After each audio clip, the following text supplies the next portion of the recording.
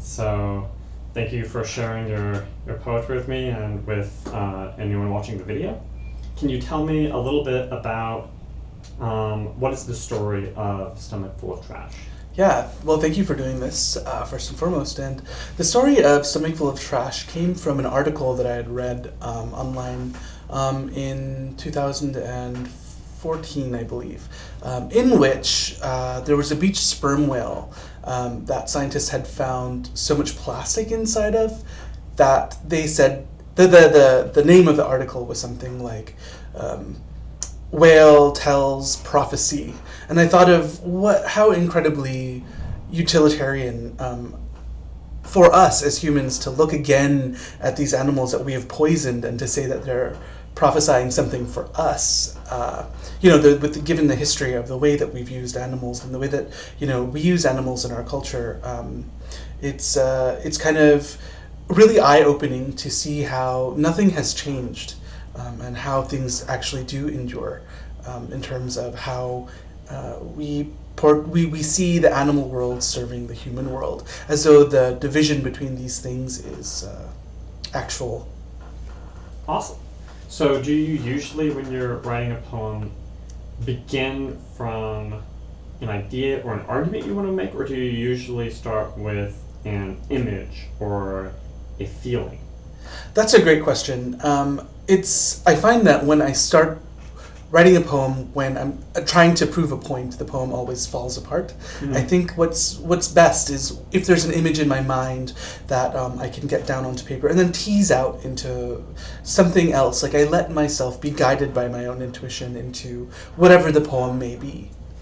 So. Okay, awesome. But you do still, in revision and in presenting the poem, want to communicate ideas. Is that true? Oh yeah, this is very true. I mean,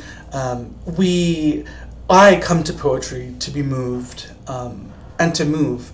So this idea of how do I justify my own positionality within this image of this sperm whale, is really, I think, one of the threads of this poem. I talk about the coolie is here to serve you. Well, I'm kind of talking about my own history of having a brown body and being in service to folks and magistrates in the cane fields.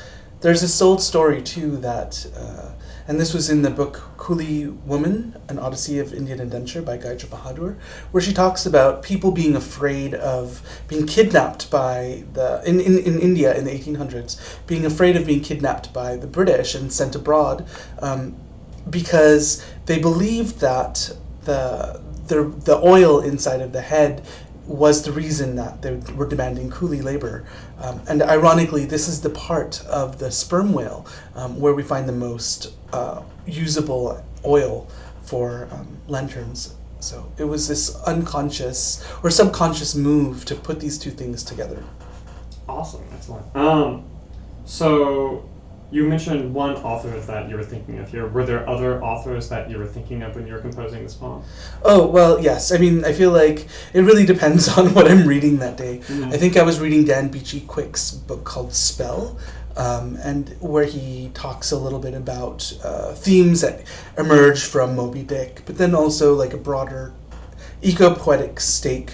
I was reading an eco-poetry anthology that has been kind of influential, and not just in terms of what eco-poetry is, but kind of like the distinctions between nature writing and eco-poetry. And for me to find myself someplace in the middle, because I do embody both of these modes, and trying to be a little bit more intentional behind how to utilize language in a way that destabilizes the human, capital H, nature, capital N divide. Interesting.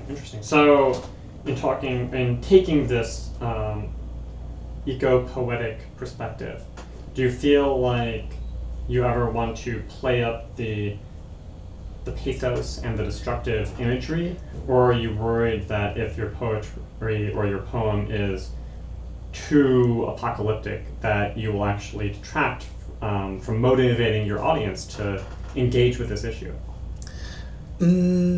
I believe that any kind of consideration of plastic is necessarily going to be necropastoral in thinking about what remains, and I think that's a good question. How much of my own desire do I put inside of a poem in terms of how to manipulate people into feeling? I do think that if a poem is too, what I'm going to call preachy, then you kind of lose your audience. But I feel like if there's a way to use the nuances of language in order to subvert the expectation, then it produces a more fruitful kind of resonance at the end. But I don't know if that answers your question completely. I feel like I might be being a little ambiguous on purpose. But I think that if we can use language to destabilize just general thoughts of things, then yeah, like it shows that not only does the destruction happen outside, but also within, and hopefully the language brings you there. Awesome, excellent. So thank you so much for talking with me about Stomach Full of Trash. Thank you so much for asking me. All right.